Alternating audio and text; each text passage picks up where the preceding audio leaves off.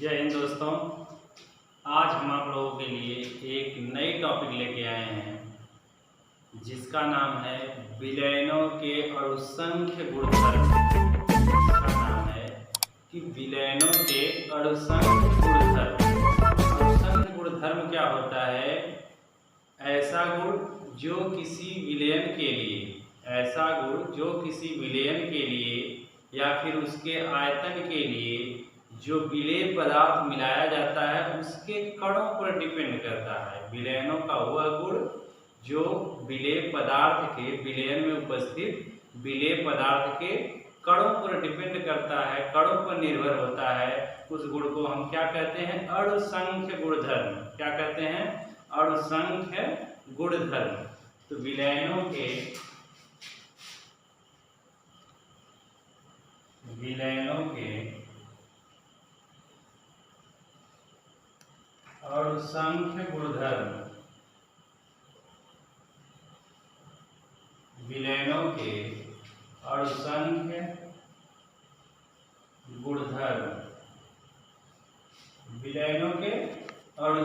गुणधर्म। विलयनों के असंख्य गुणधर्म क्या होते हैं? विलयनों के वे गुण जो उसके निश्चित आयतन में, क्या? विलयनों के वे गुण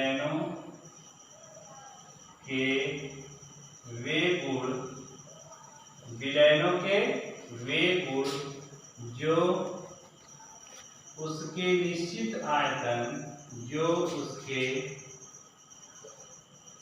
निश्चित आयतन में क्या है? विलयनों के वे गुण जो उसके निश्चित आयतन में उपस्थित विलेय के कणों, जो उसके निश्चित आयतन में उपस्थित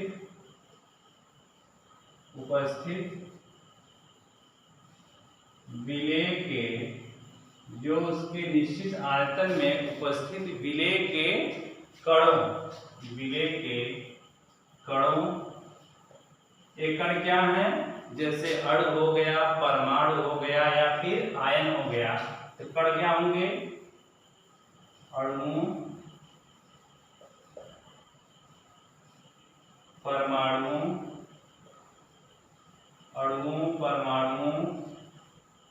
या आयनों। अणु, परमाणु या आयनों, ये क्या है? सब अणु, परमाणु या आयन क्या है? विलेय के कण है। जो विलेय पदार्थ विलयन में मिलाया गया है उसके क्या है? कण है। तो विलयनों के कणों की संख्या पर निर्भर करते हैं, कणों की संख्या पर निर्भर करते हैं, संख्या पर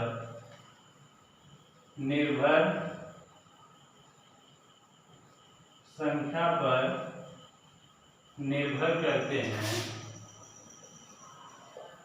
विलयनों के वे गुण जो उसके निश्चित आयतन में उपस्थित विलेय के कणों की संख्या पर निर्भर करते हैं असंख्य गुणधर्म कहलाते हैं। असंख्य गुणधर्म कहलाते हैं। असंख्य गुणधर्म कहलाते हैं। देखिए क्या है कि विलयनों के वे गुण, असंख्य गुणधर्म क्या होता है? विलयनों के वे गुण जो उसके निश्चित आयतन में, निश्चित आयतन किसका होगा? विलयन होगा। जो विलयन हम लेंगे उसका आयतन क्या होगा? निश्चित होगा। जैसे 1 लीटर हो गया, 500 मिलीलीटर हो गया, 2 लीटर हो गया, 3 लीटर हो गया। तो ये क्या है? विलयन का आयतन है। और उस विलयन के आयतन में उपस्थित विलेय के कण, जो विलयन है तो उसमें विलेय पदार्थ मिलाया गया है। विलायक में जब विलेय पदार्थ मिलाया जाएगा तभी विलयन बनेगा। जैसा कि हम पहले आप लोग बता चुके हैं विलयन के बारे में। तो जो विलयन होगा हमारा, विलयन में जो विलयन होगा, विलयन का आयतन क्या होगा? निश्चित होगा। और उस निश्चित आयतन में जो विलेय पदार्थ मिलाए हैं उसकी कणों पर, क्या? उसके कणों की संख्या पर निर्भर करता है। क्या? जो भी विलयन के गुण होते हैं विलेय के कणों की संख्या पर निर्भर करते हैं कि किस विलयन में कितना विलेय पदार्थ मिला है, उसके मोलों की संख्या, उसका आयतन क्या हो गया? विलेय के कणों की संख्या। और उसी को हम क्या कहते हैं? विलयन का असंख्य गुणधर्म। तो जैसे क्या हो गया, जैसे इसके कई गुण होते हैं, जैसे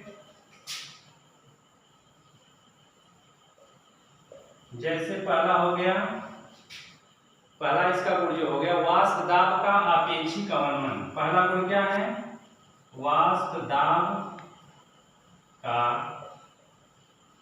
आपेक्षिक अवनमन, वाष्प दाब का आपेक्षिक अवनमन। दूसरा गुण क्या हो गया, क्वथनांक का उन्नयन। तीसरा गुण क्या है इसका, हिमांक का अवनमन। क्या है, हिमांक का अवनमन।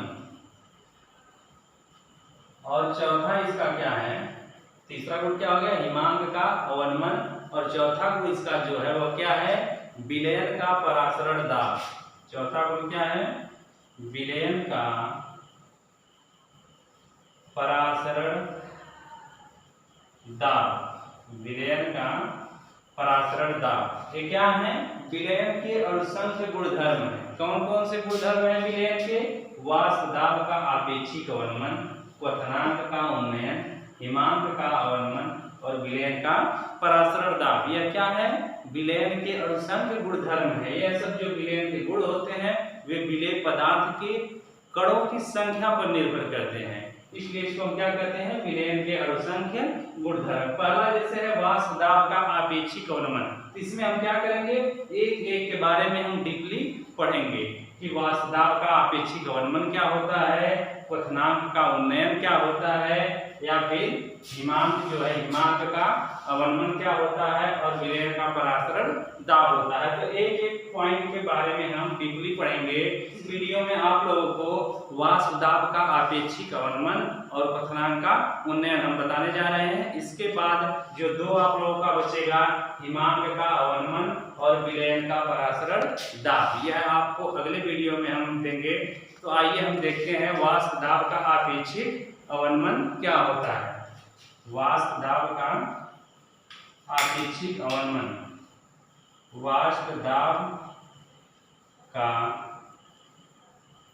आपेक्षिक अवनमन। देखिए वाष्प दाब का आपेक्षिक अवनमन, तो वाष्प दाब का आपेक्षिक अवनमन क्या होता है, पहले अपने शब्दों में समझ लीजिए कि वाष्प दाब का आपेक्षिक अवनमन, इसमें क्या होता है कि किसी शुद्ध विलायक में जब हम कोई अवाष्पशील विलेय पदार्थ या वैद्युत अनपघट्य विलेय पदार्थ, कोई विलायक होगा, शुद्ध विलायक होगा, और उस विलायक में हम क्या मिलाएंगे, कोई अवाष्पशील या फिर विद्युत अनपघट्य। अवाष्पशील क्या होता है कि ऐसा पदार्थ हम उसमें मिलाएंगे, किसमें, विलायक में। विलायक में हम ऐसा पदार्थ मिलाएंगे जो वाष्पित न होने पाए। अगर वो वाष्पित होने लगेगा, वाष्प बन के निकलने लगेगा, तो उसका जो दाब होगा वह क्या होगा, वाष्प दाब जो होगा वो पता नहीं चलेगा। इसलिए ऐसा हम विलेय पदार्थ विलायक में मिलाएंगे कि जो वाष्पित न हो। इसलिए यहाँ पे क्या कहा जा रहा है कि अवाष्पशील विलेय पदार्थ, या फिर क्या होना चाहिए, वैद्युत अनपघट्य होना चाहिए। ऐसा ना हो कि मिलाने के बाद वो अपघटित हो जाए, अलग हो जाए। वैद्युत अनपघट्य का मतलब क्या होता है कि ऐसे पदार्थ जिसको किसी विलायक में मिलाने पर, वैद्युत धारा प्रवाहित करने पर वे वियोजित न हो, अलग अलग न हो, टूटने न पाए, उसको हम क्या कहते हैं, वैद्युत अनपघट्य पदार्थ। तो इसमें क्या होगा वाष्प दाब का आपेक्षिक अवनमन में कि किसी शुद्ध विलायक में अवाष्पशील एवं विद्युत अनपघट्य पदार्थ किसी शुद्ध विलायक में, किसी शुद्ध विलायक में अवाष्पशील, किसी शुद्ध विलायक में अवाष्पशील एवं विद्युत अनपघट्य, विद्युत अनपघट्य पदार्थ क्या है, यहाँ पे वाष्प दाब के आपेक्षिक अवनमन में किसी शुद्ध विलायक में अवाष्पशील एवं विद्युत अनपघट्य विलेय पदार्थ को मिलाया जाता है। विद्युत अनपघट्य विलेय पदार्थ को मिलाया जाता है, मिलाया जाता है। क्या इसमें कि किसी शुद्ध विलायक, जो विलायक होगा हमारा क्या होगा, शुद्ध होगा, और उसमें हम कोई विद्युत अनवघट्य पदार्थ या फिर क्या अवाष्पशील पदार्थ, जब इसको हम मिलाते हैं तो विलयन का वाष्प दाब शुद्ध विलायक की तुलना में कम हो जाता है। मिलाया जाता है तो विलयन का वाष्प दाब, विलयन का वाष्प दाब, विलयन का वाष्प दाब शुद्ध विलायक की तुलना में, शुद्ध विलायक की तुलना में, शुद्ध विलायक की तुलना में कम हो जाता है, शुद्ध विलायक की तुलना में कम हो जाता है। क्या होता है कि जब किसी विलायक में हम कोई वैद्युत अनवघट्य पदार्थ या फिर अवाष्पशील विलेय पदार्थ को मिलाते हैं तो विलयन का जो वाष्प दाब होता है वह शुद्ध विलायक की तुलना में क्या होता है, कम हो जाता है, और इसे हम क्या कहते हैं, वाष्प दाब का अपेक्षित अवनमन। इसे हम क्या कहते हैं, वाष्प दाब का अवनमन। क्या कहा जाता है इसको, वाष्प दाब में अवनमन। इसे वाष्प दाब में अवनमन कहते हैं, इसे वाष्प दाब में अवनमन कहते हैं। ये क्या हो गया आपका, वाष्प दाब में अवनमन। क्या होता है, शुद्ध विलयन का वाष्प दाब जो होता है, शुद्ध विलायक का वाष्प दाब से क्या होता है, कम हो जाता है। शुद्ध विलयन का वाष्प दाब शुद्ध विलायक के वाष्प दाब की तुलना में कम हो जाता है, और इसे हम क्या कहते हैं, वाष्प दाब में अवनमन कहते हैं। लेकिन हमें क्या यहाँ पर बताना है, वाष्प दाब का आपेक्षिक अवनमन बताना है। क्या, वाष्प दाब का आपेक्षिक अवनमन। तो आपेक्षिक अवनमन क्या होगा, विलयन के वाष्प दाब, विलयन के वाष्प दाब में अवनमन तथा शुद्ध विलायक तथा शुद्ध विलायक के वाष्प दाब, शुद्ध विलायक के वाष्प दाब के अनुपात को,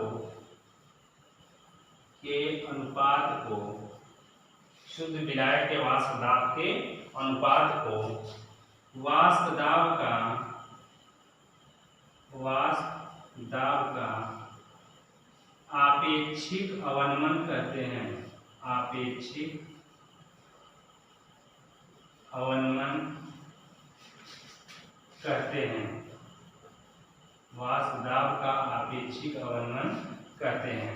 देखिए, वाष्प दाब का आपेक्षिक अवनमन कहते हैं तो क्या होता है, PS माइनस P0A अपान P0A, यही क्या है हमारा वाष्प दाब का आपेक्षिक अवनमन। ये क्या है, वाष्प दाब का आपेक्षिक अवनमन। तो हम लिख सकते हैं कि वाष्प दाब का आपेक्षिक, वाष्प दाब का आपेक्षिक अवनमन, वाष्प दाब का आपेक्षिक अवनमन क्या होता है, PS माइनस P0A अपान P0A। ये क्या होता है, वाष्प दाब का अवनमन। और सिर्फ अगर इतना हम लेंगे क्या कि PS माइनस P0A, यह क्या है, वाष्प दाब में अवनमन, वाष्प दाब में अवनमन। देखिएगा, इसको अच्छे से समझ लीजिए एक बार। यहाँ पर क्या है कि वाष्प दाब का आपेक्षिक अवनमन क्या होता है कि जब किसी शुद्ध विलायक में, विलायक जो होगा वो शुद्ध होगा, और उस शुद्ध विलायक में कोई अवाष्पशील विलेय पदार्थ या फिर वैद्युत अनवघट्य पदार्थ जब उसको मिलाया जाता है विलायक में, तो उस समय जो विलयन का वाष्प दाब होता है वह शुद्ध विलायक के वाष्प दाब से क्या होता है, कम हो जाता है। विलयन का वाष्प दाब शुद्ध विलायक के वाष्प दाब से कम हो जाता है, और इसी को हम क्या कहते हैं, वाष्प दाब में अवनमन।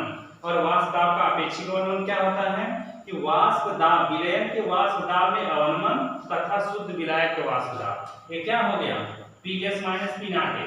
विलयन का वाष्प में अवनमन, विलयन के वाष्प दाब में अवनमन। देखिए PS माइनस P नॉट क्या है, वाष्प दाब में अवनमन। तो वाष्प दाब में अवनमन तथा शुद्ध विलायक के वाष्प दाब, इन दोनों के अनुपात को क्या कहते हैं, वाष्प दाब का आपेक्षिक अवनमन। तो वाष्प दाब का आपेक्षिक अवनमन हो गया।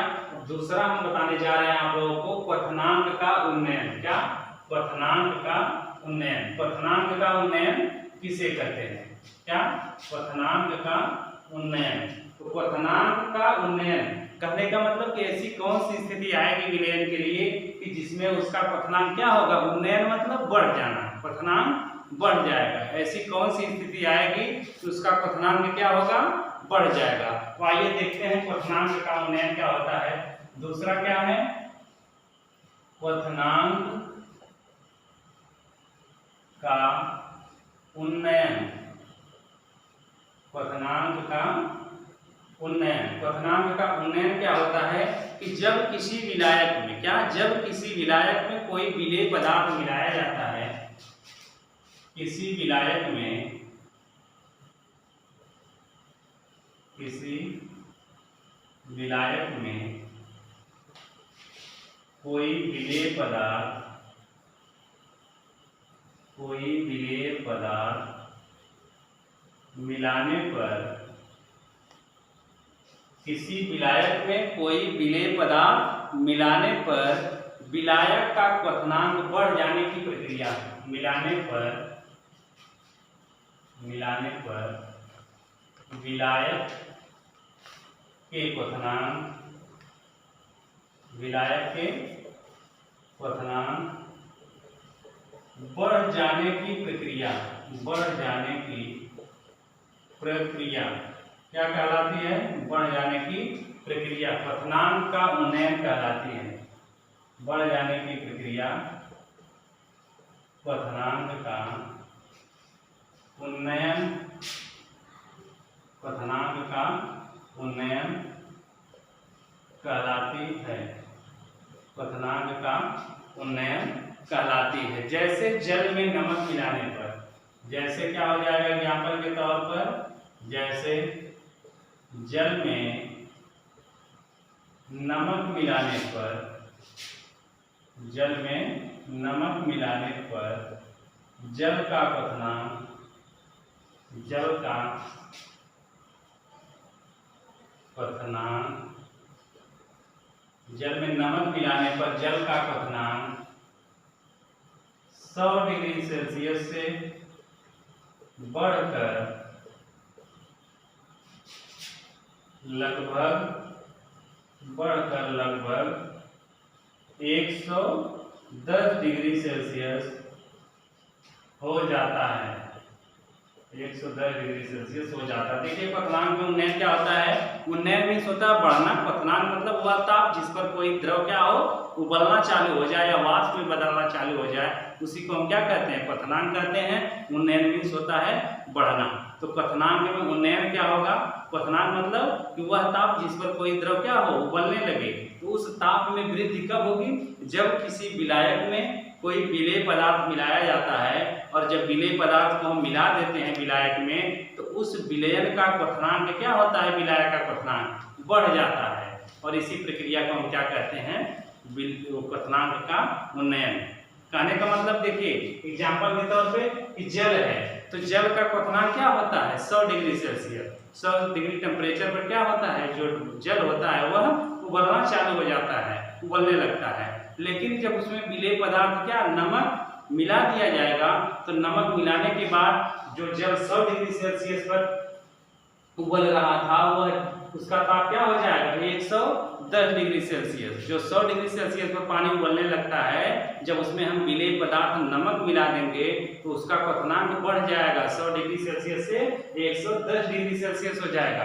तो यही प्रक्रिया क्या हो गई कि क्वथनांक बढ़ जाता है, और क्वथनांक जब बढ़ जाता है विलेय पदार्थ मिलाने पर विलायक में, तो इसे हम क्या कहते हैं, क्वथनांक का उन्नयन। तो देखिए दोस्तों, अब इस वीडियो में इतना ही बताएंगे। इसके बाद फिर अभी आप लोगों की 2 पॉइंट जो बची हुई है, हिमांक का अवनमन, विलयन का परासरण था। में बस इतना ही। धन्यवाद।